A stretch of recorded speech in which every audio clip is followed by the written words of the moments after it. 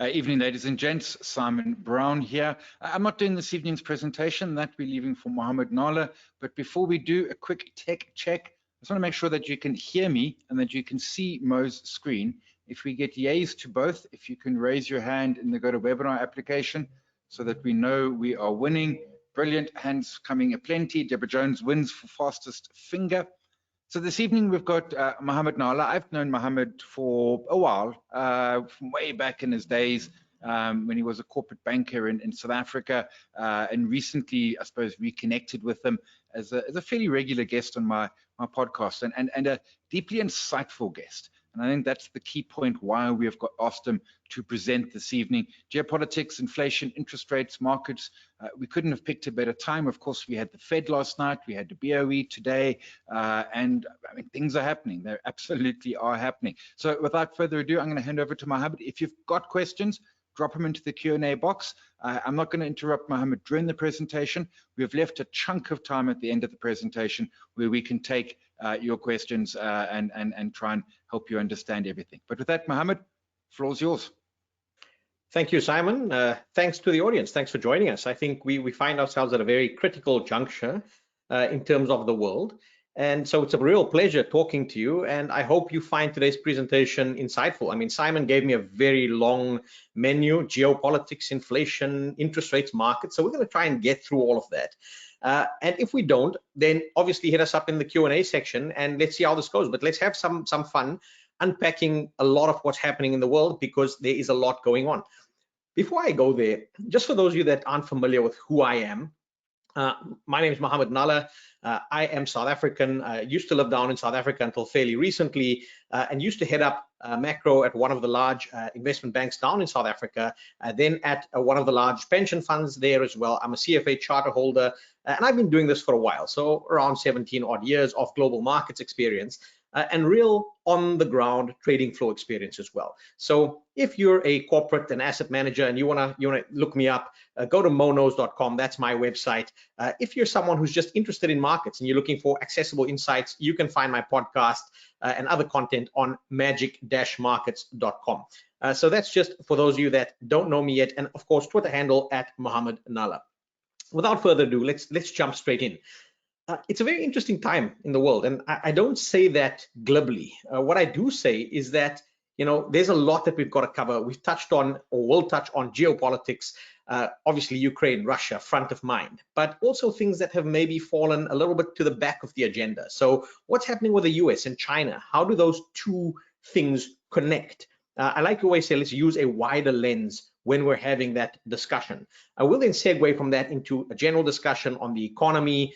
You know, what are the risks given the fact that we're now in a rising interest rate environment, and then the outlook for inflation and interest rates in general. Now, before we kick off, I'm going to show you a headline, and the headline says a capital under siege and a population fleeing. And if you just consider that right now, you're going to think I'm talking about current affairs.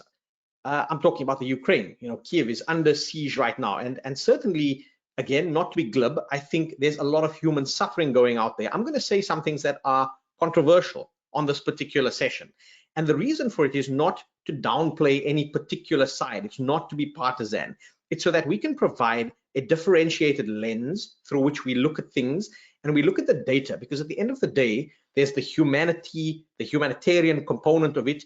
And we obviously feel for any displaced populations, the loss of life. But there's also the business and the market sides of things. And quite importantly, we need to try and separate those two when considering business and investing decisions. So this is actually what I'm referring to. If we go back just a year, over the course of 2021, and if I gave you that headline, this is what I would have been referring to: the US Capitol riots. The other one was the US fleeing Afghanistan and its own population fleeing Afghanistan. And if I keep that same headline and fast forward to today, you've got pictures of Kiev and you've got pictures of Ukrainian refugees. So the point that I'm trying to make here is that as soon as you widen the lens away from the noise and the headlines and the narrative that is prevalent at any given point in time, you start to see that human conflict and misery, unfortunately, is very widespread. It's just not always reported on in the same way. It's not always encapsulated in the markets in the same way. And I say, how is it different to this? I mean, you've got pictures there of Syrian refugees and Afghan refugees and African refugees and Asian refugees. And so all I'm saying is that these kinds of geopolitical risks have been with us for quite some time. It's quite the shocking indictment on human nature in general. I covered something quite similarly when I looked at a stock called Lockheed Martin, which is an arms manufacturer. And I said that you could look at that and say, you don't want to be involved in that. Or you could look at it and say, that is your hedge against the fact that humanity will always look to do their fellow man down kind of thinking. So I don't want to get too bogged down in this. All I'm trying to say to you is that be sensitive to the narrative and the role that it plays and how that gets priced into markets, because it's not necessarily uniform depending on what or how the headlines refer to a particular aspect of what's going on. Let's contextualize risk a little bit better in a geopolitical sense. So this is something that I found in the Allianz Risk Report, and it looks at two distinct periods. So it was a survey of a couple of thousand businesses globally, and it said, how do you contextualize the most important risks for you in 2019, looking forward into 2020, and then again in 2020, looking forward into 2021. And so what you're looking at is the bars are telling you what the view was in 2020, and the arrows are telling you whether that improved or deteriorated from the prior period. And what stuck out for me here is if you look at things like climate change, natural catastrophes, and you can almost bucket those together, you can see that they don't preoccupy the minds of business leaders. And similarly, look at the one that's on the absolute right-hand side, the tail risk there, that was not adequately contextualized, and that's political risks and violence. And ironically, that's the world that we find ourselves in, not just globally, but I mean, South Africa having gone through similar risks that materialized in a terrible way in the middle of last year.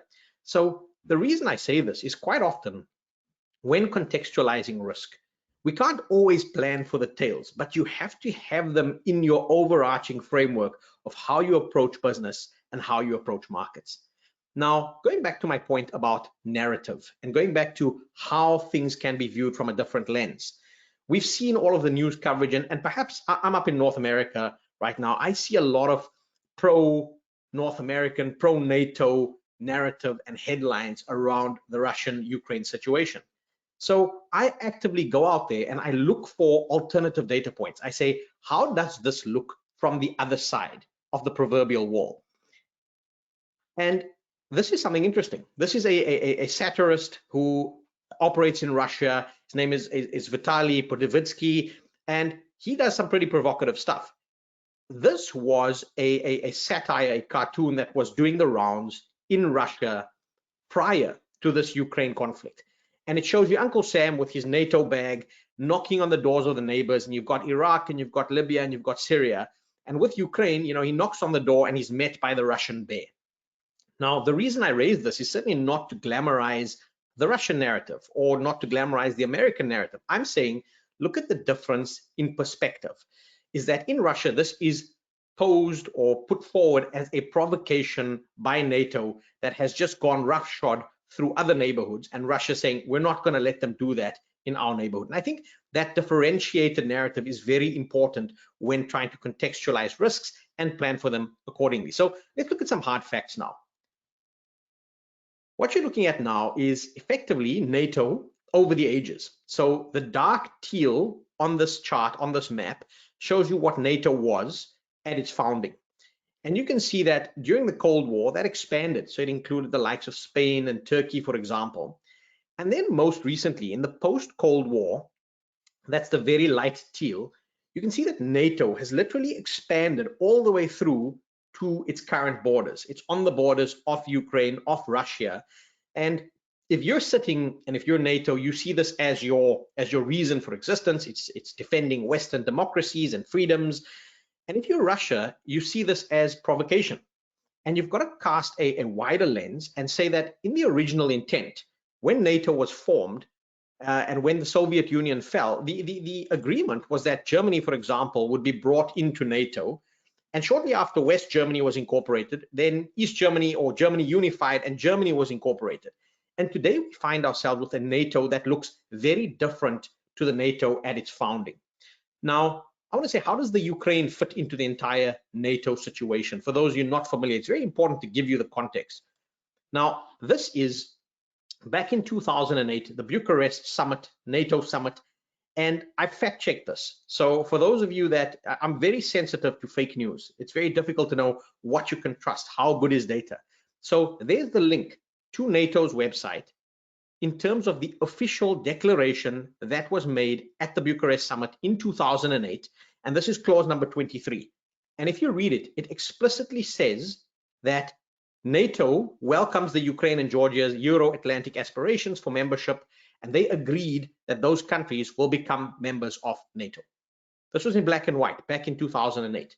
Now things have changed. Back in 2010, the Ukraine shelved its plans to be part of NATO because of political pressures. They had a change in government and then reprioritized it in 2014, after which this really continued to escalate. So this is giving you the background of NATO saying to the Ukraine, we've got you, you're part of us, you're part of the club. And unfortunately, even if we fast forward to today, as recent as the tail end of last year, Russia was raising the red flag and saying, if, for example, NATO positions weapon systems in the Ukraine, their concern at that stage is that a hypersonic missile would take only 5 minutes to reach the Russian capital of Moscow. And so that's why it was a red line for Russia. And NATO's response at the time, I think fairly antagonistic in some respect, was that it's only Ukraine and NATO that decides when Ukraine is ready to join NATO. Russia has no veto, Russia has no say, and Russia has no right to establish a sphere of influence to try and control their neighbors. And so I think if you see that, that's strong language. This was the latter part of last year, after which a lot of this has escalated. So unfortunately, I see this as NATO in many respects leaving the Ukraine out to dry. We've had, the president of the Ukraine, Zelensky, making an appeal to Canadian Parliament up here and to US Congress just yesterday, and to the German government today, saying, give us air support, give us actual boots on the ground. And NATO is a little gun shy, understandably so. They don't want an escalation. But this was building for quite some time. If you look at military expenditures, that's the chart I put on there. Again, hard data, and you can go and find this. So this is from the Stockholm International Peace Research Institute, and they do a lot of good work. So you can go and check them out. But you can see how military expenditure in Eastern Europe and Asia have ballooned over the previous 2 consecutive 5-year periods. And you can see that even on the Ukraine, it took up around 4% of GDP. So that's telling you that these tensions are not new, that they've been on the horizon and yet had not featured very prominently because people just did not contextualize the risk appropriately, myself included. I think, Simon and I were chatting earlier this year in terms of, does this escalate into a much more full-blown conflict? And at that point in time, my view was no. And I just think things have shifted. We assume rational actors on all sides of the coin right now. And unfortunately, in very fluid events like this, even if you've contextualized the risks appropriately, there are these tails that continue to drag on for much longer. Now, I want to zoom out from the Ukraine and just say that this is about projection of power. And I'm going to throw this image up there just, again, for a little bit of light humor, saying, hey, look, Mom, it's Europe. Now, I say it's light humor in that, there's the Europe that we all know, but if you included all of the European territories around the world, it's this little red squiggly thing that you get. Now, I say that loosely, but if I get more serious about this and we say, okay, what is projection of power? What does it really look like? What does a multipolar world look like after this era of effectively being a very unipolar Euro and American-centric world for the last several decades? And this is the hard data. So it's certainly a much less colorful chart, less fun chart, if you want to call it that. But what you're looking at here in black and white is the US military presence around the world. And every dot there represents a US base or bases that contain US troops. And if you look at this, and I'll point you to some interesting books to read at the tail end of this geopolitical section, the US is, for all intents and purposes, still an imperial power. And it has had the ability to be the world's only superpower for the last several decades after the fall of the Soviet Union. But that is something that is constantly in flux. And it is why we see this push and pull factors between old powers like Russia, where, again, Economically, it's a shadow of its former self, but militarily, it's still reasonably powerful. And then the emerging powers, like a China, which on a PPP basis is the world's largest economy, and militarily is starting to grow in strength and prominence and assertiveness. So that's what projection of power looks like. It's not just military power, it's cultural power, it's economic power. And that leads me onto this point, is that in the current situation, the world's biggest weapon has been unleashed. And humanity has been very inventive, like I said earlier, about finding ways of hurting one another. And the world's biggest weapon is not really what you think. It's this. It's the US dollar. It's financial markets. And what we've seen, I think, in a very different sense in the current conflict is that Western powers have leaned a lot more heavily on the weaponization of markets. And that's going to change the way the world works. Now, what I mean when I say that is that we're not just talking about imposition of sanctions. We've seen that. We've seen that in the past. It's debatable whether sanctions work, whether they are effective, whether they just hurt the population versus the elite. Those are all valid points. But what we've seen that's different here is that internationally trusted systems like SWIFT, for example, which is a system that allows you to wire money around the world. SWIFT was cut off to Russia. Large payment networks like MasterCard and Visa were cut off in Russia. And this is the first time something like this has actually happened. So when I say it changes the way the world works, my biggest concern is that it erodes certain institutions that had built up trust amongst global players, whether they were politically aligned or not. And by weaponizing those institutions, unfortunately, you break the trust in the system and you almost create the fracture points that lead you to a much more multipolar world that is inherently less stable. Now, there's obviously the economic impact here that is obvious. There's the impact, for example, on resources that both Russia and the Ukraine provide for the rest of the world. So in the case of the Ukraine, for example, it's wheat. You know, wheat, we spoke about this again with Simon earlier on in the year, is filtering through very quickly in terms of food prices and food inflation. And there's some scary charts in terms of how those soft commodity prices have ratcheted up. There's the hard commodities like platinum group metals, palladium in particular. And not a lot of people know this, but if you look at the Ukraine supplies a very large portion of neon for the global semiconductor market. And so that, for example, becomes a further pressure point on supply chains. And we can touch on all of these points in the Q&A section. There's also the potash and fertilizer that then has a much longer tail to food inflation over the longer term.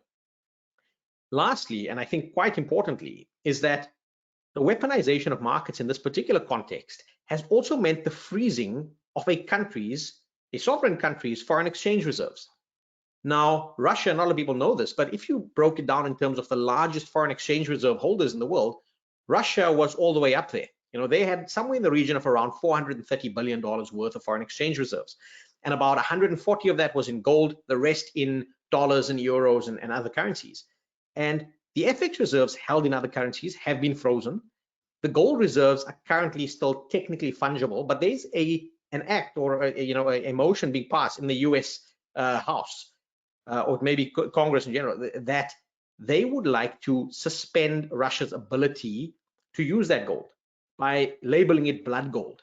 And so again, this starts to raise a lot of questions of what does weaponization of financial markets do in terms of are they effective in reining in bad characters, bad actors, or do they just further fracture the world and create further instability? Now, quickly to move towards wrapping up the geopolitical section, cognizant of time, there's China in all of this. And interestingly enough, China initially appeared to give Russia their blessing, depending on, again, which newspaper report you read. China subsequently came out and said, no, we actually want them to peacefully resolve the situation. But I want to look at China and say, China's played this remarkably well. If you look at China over the course of the last several decades, again, a wider lens, the chart on the left shows you how prominent China has become from a trade perspective, just in Africa. If you look at the Chinese actions towards global central banks, they've extended swap lines to make it easier to trade with China in renminbi, the Chinese yuan. China has an alternative to payment systems like MasterCard and Visa, and that's China's UnionPay. They have an alternative to WhatsApp, which is WeChat. So this shows you that internally, China's looked to build some resilience. And the question mark is whether they use these opportunities to project some of that power more globally. I'm going to wrap up on geopolitics quickly and just tell you that, again, if you're interested, geopolitics is all about perspective. And these are some interesting reads because history doesn't repeat itself, but it definitely does rhyme. And if you're interested in a couple of good books that I've read over the course of the last several years, Civilization, the West and the Rest by Niall Ferguson gives you a balanced view of kind of the US-China interplay. Similar with Why the West Rules for Now, slightly more balanced reads there and maybe a little bit more West-centric. Something like Oliver Stone's Untold History of the United States, fascinating reading, maybe leans slightly more to the left there. And then something written by a friend of mine, Marco Papik, and he's written a book called Geopolitical Alpha. And that's a nice book in terms of how do you contextualize geopolitical risks? How do you build it into your frameworks and models when considering investing?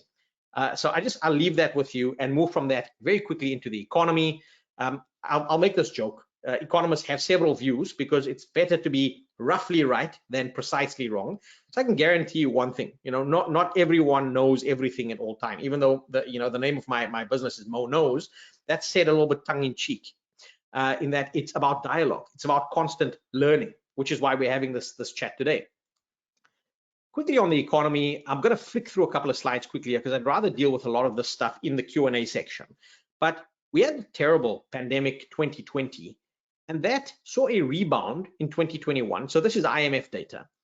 And unfortunately, into that rebound, naturally economies mature, monetary policy cycles reverse, but the pandemic hasn't gone away.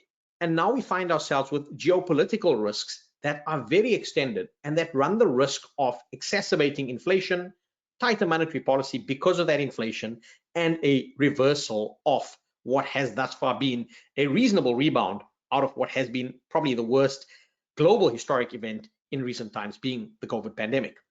Now, if you look at data, hard data again, I like to use heat maps, and this shows you where the pressure points are. So again, we can just touch on this, but you can see that, for example, in sub-Saharan Africa, you've got growth, which is your red flag point.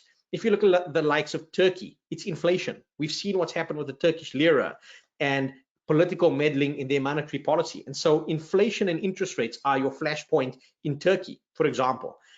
If you looked at Russia, remember this data predates the conflict that we're seeing, but Russia, interestingly enough, was running a nice current account surplus. That's because of the energy exports and so forth. Jobless rate was reasonably well contained. Debt to GDP was okay, but their GDP was starting to slow. And then there's the geopolitical risk on top of that. So heat maps like this show you what some of the pressure points are from a high kind of helicopter level. And I'm not going to touch too long on this point. This is COVID. I wanted to raise it simply because we've seen renewed lockdowns in China. We've seen Hong Kong, for example, coming under severe lockdowns. And this, again, go and look at our world in data, some great data out there, looking at the severity of lockdowns. What I'm going to show you here is South Africa, at the first instance of COVID, had one of the most severe lockdowns on the planet, and then subsequently eased that back quite nicely. And if you look at the likes of China or New Zealand or even Canada until very recently, those were quite severe, quite stringent, and that does represent a cap on economic growth. I just want to flag this because it's not gone yet. So don't let COVID fall out of your narrative, out of your frame of reference. Unfortunately, as the world moves towards anti-masking or less masking, a lot of people tend to be vaccinated. There's vaccine equity, which is another point that we can discuss. Unfortunately, this might have a slightly longer tail than a lot of people are currently pricing in, simply because they're preoccupied with a lot of the other headlines that are going on. Let's move from this into inflation. I can show you the scary charts, and the one on the left is Brent crude, and the one on the right, that's wheat futures. We spoke about wheat and soft commodity prices, but the point I want to impress on you is that the prices have spiked. We get this. It's incredibly concerning, and the question mark is how sustained are these moves in prices? And if the conflict in the Ukraine persists for longer or even escalates and worsens, this can stay sustained for a much, much longer period. But in the same vein, and to give you the flip side of that argument, I like to raise, again, the prospect or the concept that inflation is a rate of change. When policymakers are looking at inflation, they are looking at a rate of change. and they are basing their decisions around interest rates, for example, on a rate of change. Now, why do I raise that? Is if you look at the chart on the left-hand side, the purple line is the Brent crude oil price in dollar terms. The green line is effectively a year-on-year percentage change in that same oil price. And if you cast your eye to 2011 to 2014, you can see that we had that big push up in oil prices above 100. Oil prices stayed there. But if you look at the green line, you can see that it spiked initially and then came all the way back down towards zero and eventually went negative. And that point shows you that it's a rate of change. It's why the entire debate around is inflation transitory or not was even there in the first place, is that in normal circumstances, if it's just a reaction to higher prices, the cure for higher prices are higher prices. And if prices adjust upward and stay there, your rate of inflation spikes and subsequently comes back down. It doesn't mean you pay less for the good. It means that the inflation rate spikes and comes back down again. What we are seeing right now, though, and the chart on the right that you're looking at there, is a measure of supply chain tightness, of logistical tightness. It's the Philly Fed's delivery time index. And we can see that supply chains are still tight. They probably are going to be exacerbated by what we're seeing on the geopolitics front. We've got energy prices that remain very tight. Russia accounts for 10% of the world's oil production and roughly about 5 or 6% in and of itself of the global oil supply, because obviously of its 10%, it utilizes around 4%, 4 to 5% of its own oil domestically. So these are some of the pressure points. Regardless of that, US inflation expectations have actually stayed pretty well anchored. They haven't ratcheted much above 2.4%. And that's remarkable, given the amount of monetary stimulus we've seen in the system, given the pricing pressures we've seen coming through very quickly in terms of shelf prices as well. And so this tells you that, by and large, respondents on the survey, being businesses and consumers and so forth, are reasonably confident that monetary policy or policymakers will step in to control inflation. Now, it's still quite fresh. We had the Fed yesterday, so you will forgive the quality of this particular chart simply because I just pulled it off Bloomberg. I put it on here. This is something called the Fed dot plot. And it shows you where the federal FOMC members see rates going over the course of the next several years. Now, I'll start off by telling you, point blank, this is usually wrong. Now, why would I show you something that's usually wrong is that they tend to capitulate and extrapolate at the wrong times. If you look at this over a period of time, they were too sanguine when price pressures were starting to build. So they're behind the curve. Now, if you look at it, it's quite elevated and it's projecting a much steeper hiking cycle. And reality is probably going to be somewhere between where we are now and what you're seeing on this dot plot, simply because things will come through in that tighter policy will constrain price increases. That if there's some sort of resolution in the Ukraine, that will obviously exacerbate that, and we might see prices come down again. But this shows you that the Fed tends to be a little bit behind the curve. They've dropped the wording on transitory, but for now, if you look at their projected 5 additional increases this year, that might be seen as quite aggressive by some. Where are we in the cycle? This is always debatable. So I throw this up as a conceptual schematic just for people to conceptualize that the markets and the economies don't always move in lockstep. And so the question mark for me now is that, do we move into a tighter early recession kind of environment with much tighter monetary policy? And the question there is, how aggressively do central bankers go? We had the Fed yesterday hiking by 25, saying there's another 5 coming during the course of this year, sounding very hawkish. We had the BOE today hiking, but sounding a lot more dovish. And so maybe there's this divergence between Europe and the US, and that's also what we're likely going to see in terms of economic growth over the course of the last year and going forward into the next 2 years. Bringing it back home to South Africa, the Rand has been remarkable. It's outperformed its EMFX peers. The chart on the left includes obviously the likes of Turkey and Russia. And so if I exclude those, you can see that, you take some of that volatility out, South Africa has done relatively well compared to its peer group. And so, I think the only one that's really outperforming South Africa has been Brazil, again, the beneficiary of resource prices where they are right now. And this stronger performance on the currency has also come through in terms of South African markets in dollar terms, where South Africa has actually outperformed a lot of its peers. A lot of that return, however, certainly for the year to date, as we're seeing now, so call it 2.5 months, has been driven by the FX move being stronger and not necessarily by markets that are a lot higher than, for example, the sell-off we've seen in global markets. Lastly, and just to kind of wrap the argument, the EM rate cycle, the SARB had commenced hiking interest rates in the latter part of last year, but they are a lot further behind the curve than other emerging market central banks. I've excluded Russia from this particular chart on the left simply because they just recently hiked in this turmoil. They've hiked to north of 20%, and so it does skew the chart a little bit. But if you look at South Africa, still on the low side, and this means that there is still some scope for South Africa to go relative to some of the other emerging markets. Why is this important? Is that there's this thing called the carry trade. And so in order to compensate investors for being invested in South Africa with whatever the South African risk premium is and the inflation there, you would need to effectively compensate them with higher interest rates. And so this filters through quite nicely in terms of the outlook for the currency. A chart on the right, it's more global, it's the US yield curve. And why I raise this as a parting point is that when this inverts, so when this goes below that zero line, that's usually an indication, not a guarantee, but an indication of recession risks. Now, we saw it ironically there in negative territory just before the pandemic.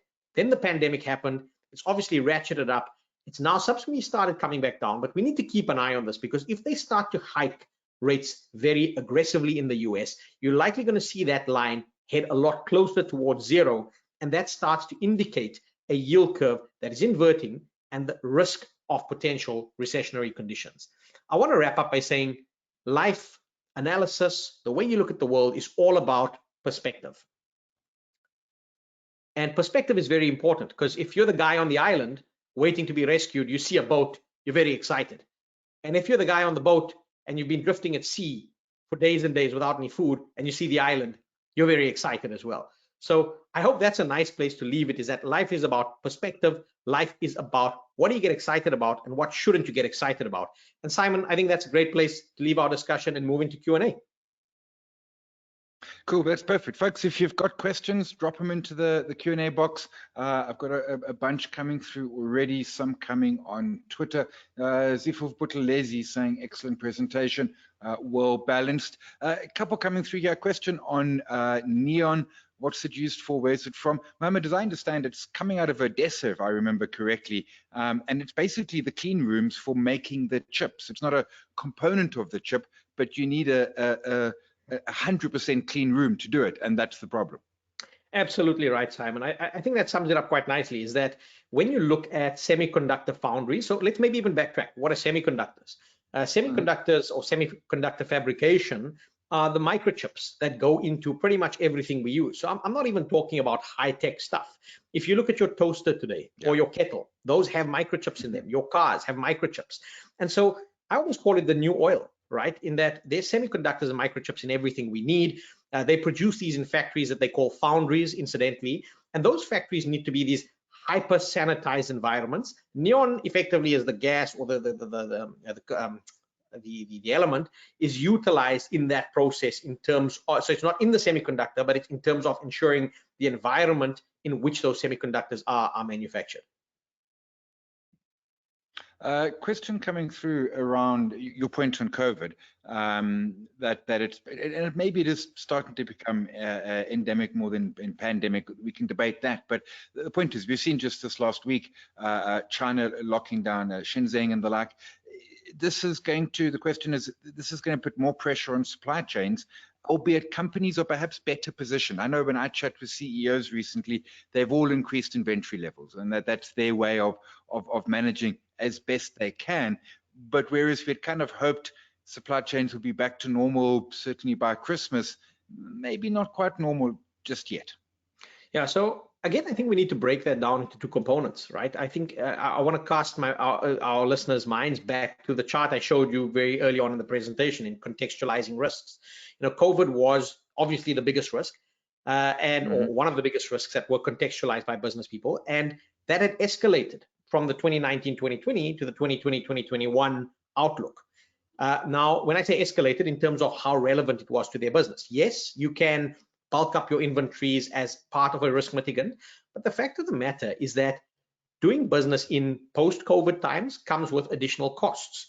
So it's a question mark of how do we go about it? You know, we went through an era of lots of sanitization and masking and cohorting your production line staff and that kind of stuff, which meant that goods got out a lot slower. It meant that there were less staff at work.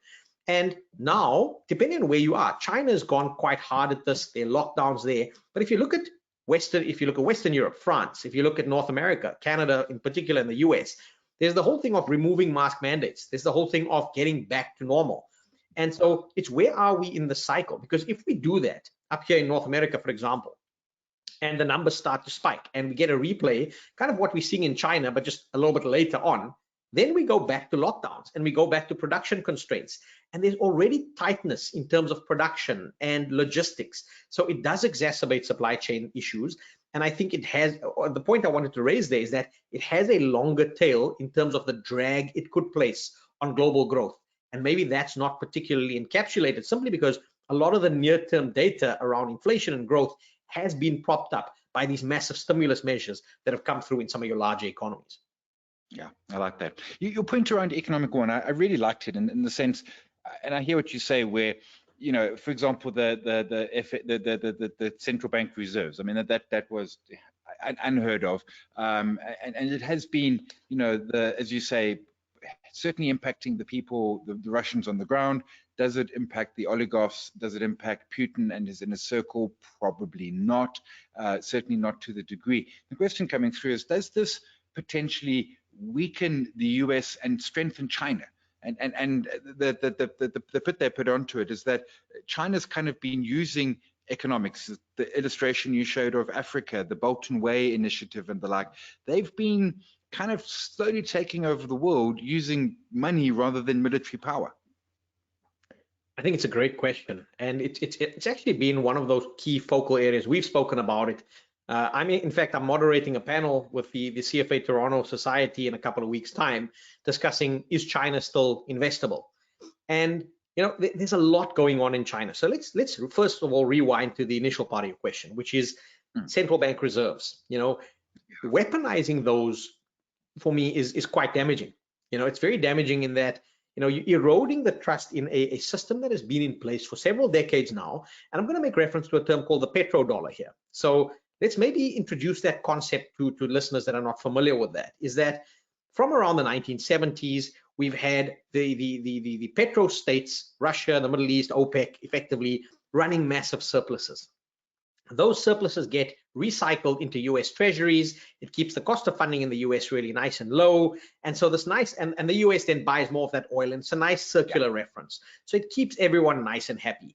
And commodities, in particular oil being the largest commodity, commodities are priced in US dollars, but it's where this term of the petrodollar comes about. The current juncture where we find ourselves sees Russia speaking to the likes of China to price oil in yuan, for example, because they're sanctioned and they can't get their oil out anywhere else. It's got the likes of the Middle Eastern players saying, can we trust the US that recently have become unreliable bedfellows? We've had a very antagonistic relationship between the US, for example, and the Crown Prince of Saudi Arabia. I saw an article not so long ago saying that the road outside the Saudi embassy in Washington was going to be named after Jamal Khashoggi. So that kind of tit for tat does not leave a nice taste in the mouth of certain geopolitical spheres. And so it starts to erode the trust in the petrodollar system. It starts to, I think it's early days. I'm not calling the demise of the dollar.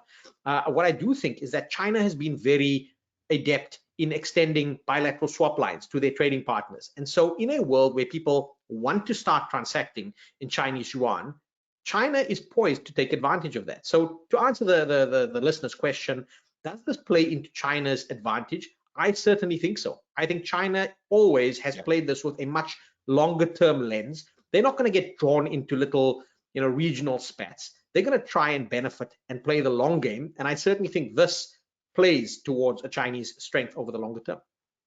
Yeah, there was a conversation I had with someone last year. He said, China looks at the arc of their history over millennia, 4 of them, and the last 150 years since the Opium Wars. It's a blip on their horizon, and they're worried about the next 1,000 years. And a couple of questions are then coming out. Lance, Peter, both sort of talking around the dollar. Do we start to see and I know there's been moves before to price commodities in another currency. Do we start to see reserves moving away from the dollar into China, maybe into the euro, or is there almost nowhere to hide? Because of course the problem is, if we put all our reserves in ZAR, that's great, unless the ZAR collapses, which if we were invading Lesotho, although when we tried that we lost. But if we were the target of global sanctions, our currency collapses, and then you want your reserves in a strong currency. Where does it leave the dollar? Yeah, I mean, something recent. Russia had 2 euro bonds on which payments were due, and Russia didn't want to be in default, so they said, well, we'll pay this in rubles, because if we do that, we're technically not in default. So I think we're testing the resilience of that dollar as we speak. If you look at it with a wider lens, the fact that reserves, whether they're in dollars or euros, can be frozen, may mean that if a central bank, if a government wanted to park its reserves in another fiat currency, the Chinese yuan might be that currency. But again, then you are beholden to risks of the Chinese deciding to either freeze or unfreeze your reserves. For the gold purists, they'll tell you, well, this is exactly why reserves should be. That was my next point. Right? This is why it should be gold. Why it should be gold. And it's why this development around declaring Russia's gold as blood. I mean, if you go and look at Russia and gold reserves over the last 10 years, they've been growing their holdings of gold reserves at 10 to 15% compounded annual growth rate. Okay, it's phenomenal. So Russia's been aggressively building up the gold reserves, because maybe that was the thinking, is we don't want to be beholden to these other powers. If the US is successful in marking Russian gold as blood gold, and I don't know how they would be, but we need to see how that goes, then the question mark is, how do we find a depoliticized global reserve currency? And this either plays into IMF SDRs, or again, the crypto purists are going to say to you, this is exactly why you need Bitcoin, or this is why you need Ethereum, or whatever it may be. If I was asking, he says 40% of all US money printed in the last 2 years. I actually think it's a high. Is it 40%, Mohammed? Or was it actually? I actually saw a chart, but I can't remember what the time duration is. But certainly, I mean, they've printed a huge amount of US dollars in the last couple of years, and all the way back to the GFC in 2008, and managed to hold their position as the world's reserve currency, notwithstanding. If anyone else, if we did it, we would just have rampant inflation. Yeah, so this is an interesting one as well, because it's the exorbitant privilege. Being the world's reserve currency means that you have access to the world's capital for free for generations, and potentially, yes, that is being abused. But let's rewind. I mean, I'm old enough to remember the time before the global financial crisis. I was in markets back then, and if you looked at the Fed's balance sheet, it was under $1 trillion. It was a couple of hundred billion dollars, but it was under $1 trillion, certainly. And then we went into the global financial crisis, and they introduced quantitative easing, and effectively, you want to call it money printing. It's debatable whether it's really money printing or dropping it in, and I'll separate those two at the tail end of my comment here. So QE effectively printed money that then got trapped in the financial system, and the Fed's balance sheet ballooned. So as we went into financial crisis or post-financial crisis, the balance sheet kind of tapped out around the $4 trillion mark. Then they went with quantitative tightening. So they slowly let that run off. So they just didn't reinvest. And then from the time they allowed the runoff to the pandemic, we've then seen this pandemic supercharge it. And the last number I saw was just shy of $9 trillion on the Fed's balance sheet. So 40% or not, it's from the global financial crisis at 4 to 9 right now. That number sounds more or less in the right kind of ballpark, and that's based on publicly available data. It's why I also like to look at something called the shadow rate. Now, maybe it's less of a feature now that the Fed's actually started hiking interest rates, but if you go on to Fred, which is the St. Louis Fed's portal, and you go and search for the Wojcicki shadow rate, it shows you what is the implied or the effective policy rate in the US. And you saw that getting very easy into substantially negative territory for quite some time. And so the tighter monetary policy that you're seeing now in terms of the movement of the Fed funds rate is actually something that's been with us in the shadow rate for some time. And so just keep an eye on some of those dynamics. The last point I wanted to raise around helicopter money is that only post the COVID pandemic did we see what true helicopter money looks like in the way I call it in the West. We saw it in Germany. Germany is technically in the West, right? We saw it in Weimar Germany, but we saw it in modern times in the US following the COVID pandemic, because they were physically mailing checks to people to go and get them to spend. And they didn't really spend. They went and YOLO'd that on Robinhood and GameStop and a whole bunch of stuff. But that was, in my context at least, the truest sense of helicopter money. And I guess it's part of why we're sifting through these market dislocations today. Yeah, no, I think you're right on that. And for the listeners there was a brilliant Planet Money podcast about a week or two ago on Bretton Woods, which is where the whole sort of post-war, and then of course Nixon left it, but John Maynard Keynes, who was trying to get a global currency that wasn't the dollar, because he saw the massive advantage to the US if it was the dollar. And Keynes, he didn't so much lose the debate, he kind of got hoodwinked. But Planet Money, go find that podcast. And Paul's asking, classic investing. I'm going back to when I was a teenager in the 80s and my grandfather was helping me understand markets. And he would say to me, when interest rate cycles move higher, equity markets move lower, if not for the simplest reason, because if there's an interest rate of, let's say 7%, I can put my money in the bank and get a guaranteed 7%. I put it in the equity market, I might get 7, I might get 12, but it sucks part of the market into the interest rate market. Is that still a fair view where we see the rising rates? I mean, and let's be clear, rising rates are going to take us to what, maybe 2%, 3%, which is on the long term still a low rate. Does that sort of take some of the growth prospects out of US markets? So there are multifacets to this particular question, and I'll try and break it down in terms of the market's response as well as the real economy response. So first of all, on the market response, yes, Simon, you're right. It presents an alternative asset class and people can park their cash. That for me is not the main transmission mechanism into stocks. I think the primary transmission mechanism into stocks is the fact that interest rates are used as the risk-free rate, the basis to any valuation or discount rate when valuing a stock. Is the risk-free rate, the interest rate. And so what you see happening is that when you're pricing a stock, if you're doing the bottoms-up fundamental analysis, you're going to say, this is my projection of profitability and cash flows. You take those cash flows and you have to discount them at a certain rate. And the rate you're discounting them is a combination of your risk-free rate as well as what you deem to be an adequate risk premium on top of that. So how risky a stock are you playing in? Now, let's assume your equity risk premium stays static, because that moves around as well. But let's assume that stays static. A move in the risk-free rate, by definition, still moves your discount rate up. And when you move your discount rate up, it means that your cash flows from the future, as they get discounted into the present, are worth less. And so that comes through in terms of immediate pressure, arguably, in terms of equity valuations. So that's the market's impact as direct as one can see them. Obviously, there are lots of elements at play there. The real economy impact I wanted to raise is, yes, maybe rising rates in the US take you to 3%.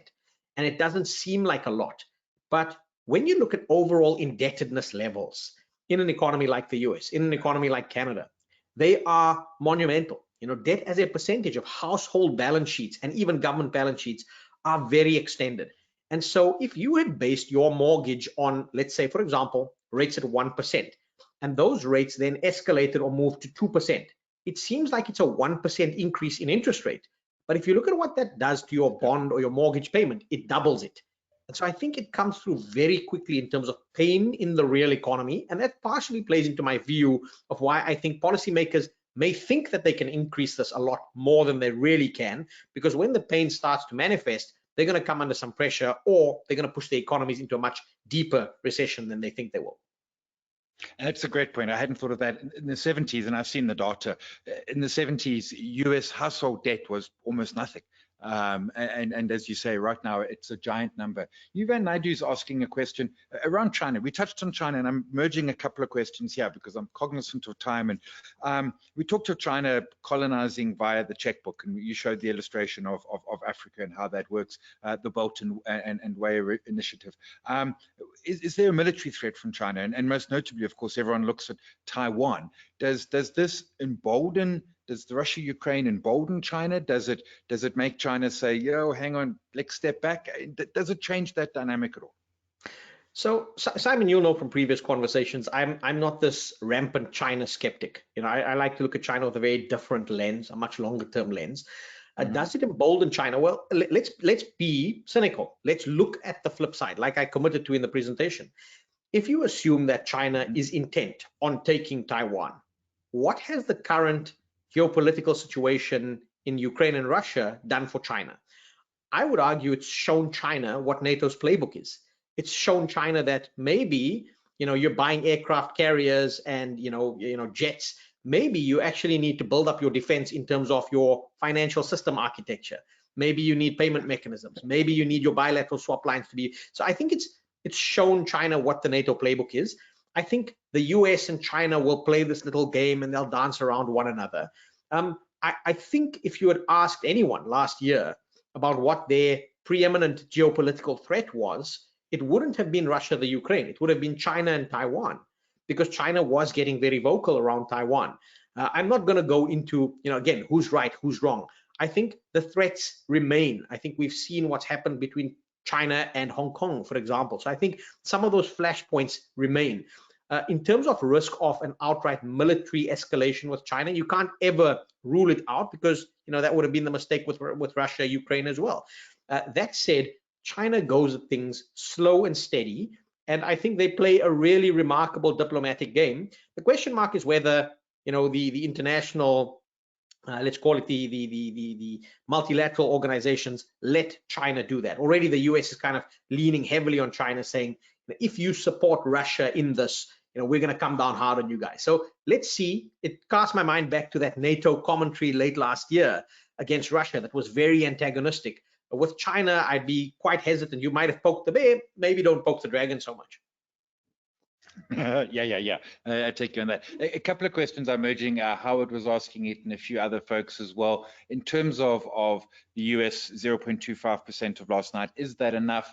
And a question: what do you feel is an equilibrium rate of interest for the USA? That's a big question. I know we've got the hard question. You're saving the hard ones for last. In short, Yeah. 25 basis points is probably not enough. So I'm not in the one and done camp. Similarly, I'm not in these rates go to 3% camp. Realistically, I think that you could probably see 3 or 4 hikes of 25 basis points consecutively. I think given the current tightness in supply chains, in commodity prices in particular, it's almost as though if you go too hard, you push the economy into a stagflation environment, in that hiking rates are going to completely destroy growth. Yeah. Because it impacts you on the domestic economy, but it's not going to do anything to move the needle on some of the exogenous factors on inflation.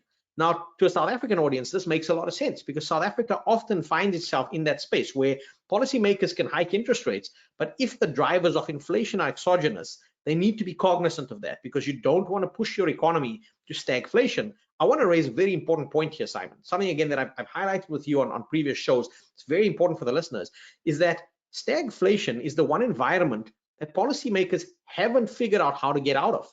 The last time on a global sense that we had stagflation was the oil crisis in the 1970s. And the world went into that stagflation. Growth was terrible, but inflation stayed high. And because it was exogenous, it was only solved through an exogenous resolution of oil prices coming down through a cooling of geopolitical tensions. And we run the risk of potentially seeing the world in a similar context over this current near to medium term. I hadn't thought of that. Yeah, we don't know how. We haven't got the playbook.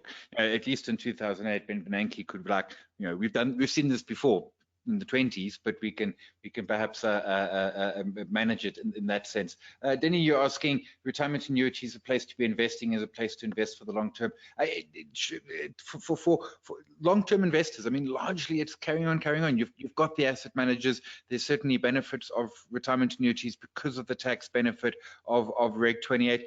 Mohammed, as you've been speaking this evening, and you keep on making the point, and I think it's, we're so focused on the now, we sometimes forget to look up at the bigger picture, at the broader picture, at sort of the longer term. And notwithstanding the comment you've just made on stagflation, markets are alarmingly adaptable. Alarmingly adaptable.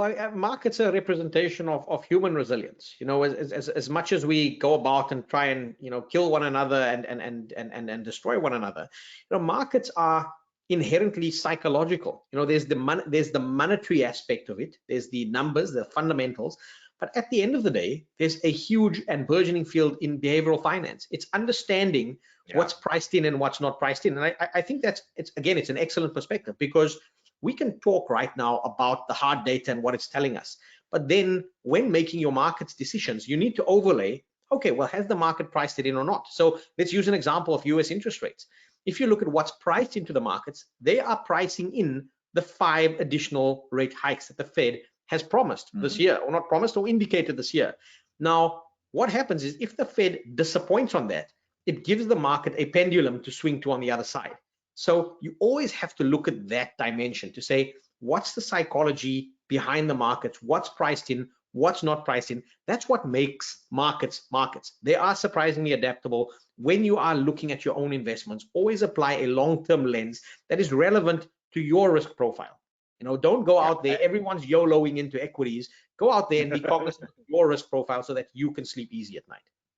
Yeah, and I like that. So you can sleep easy at night. That's always most important. And of course, cognizant of your timeline. Everyone's got different timelines. Some folks in this webcast are 18, some are a whole lot older. A question from Raymond. And we keep on going back to a war footing, which is not the fun part of the presentation, but nonetheless, does the US debt situation, the US has been sort of the global policeman. And I'm thinking, Panama and all of those back in the 80s and the like, very much then of course peaking with Iraq and Afghanistan, very much been the global policeman. Does their debt situation start to put a cramp on that? And then of course, open a window for Europe or NATO? I'm not sure about that. Maybe China, or maybe open the door for despots in maybe more far-flung places who think they can sort of fly under the radar.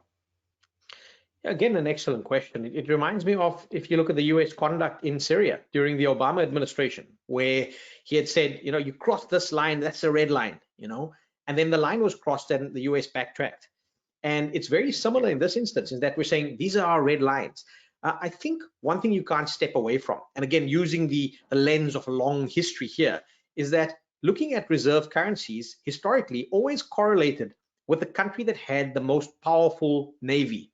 So, for example, it's bounced around from being, there was the Dutch guilder, which was a reserve currency at one point in time, and then the Spanish peso, and eventually the pound, and then was supplanted by the US dollar, not necessarily in that order. So I think the US as the global policeman, that projection of power chart I showed you still shows you that they are overwhelmingly powerful.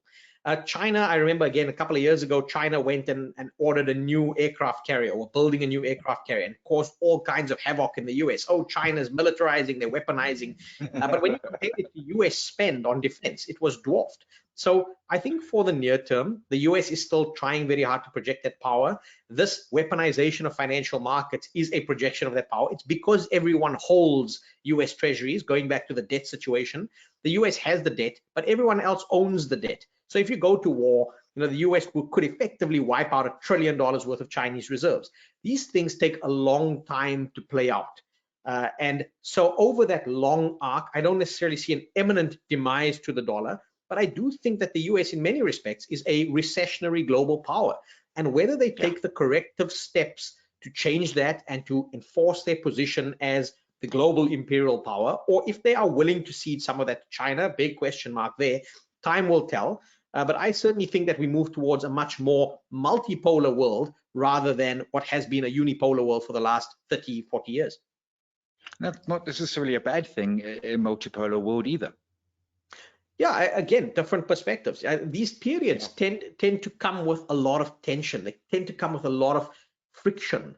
Again, a lot of people tend to forget that when you cast your mind back to the Cuban Missile Crisis, it was the Russians putting missiles within striking distance of the US capital, and now it's the inverse. So we need to look at this over decades, multiple decades, and whether it's right or wrong, whether it's a good or a bad thing is almost immaterial. What matters is how much friction is it going to come through in terms of financial markets and our day-to-day lives. And that's the one thing I think where longer term, the arc of volatility tends to escalate in these periods of change. I like that. I'm going to leave it there. And it comes back to one of the themes through this evening, which is around time. Peter made a point, is greed not the root of all evil? And in part it is in war. I mean, war is literally somebody looking at somebody else's land and saying, I will shed other people's blood because I want what is theirs. And intuitively, it's just one of the craziest things ever. Ladies and gents, I'm going to park it there because we have hit time and I want to be cognizant of everyone's commitments for the rest of the evening and in Mohammed's case today. There is Mohammed's contact details. You can get on the Twitters, head to his website, magic-markets.com is his podcast. Mohammed, the comments are absolutely exemplary. People loved the event. It absolutely was hugely. When I chat with you, I learned stuff, which is why we got you on this evening. So really, really appreciate your time this evening. Ladies and gents, appreciate your time this evening. And everyone stay safe, look after yourself. And as I always say, if you can, look after somebody else as well. Thank you, everyone. Thanks, Simon.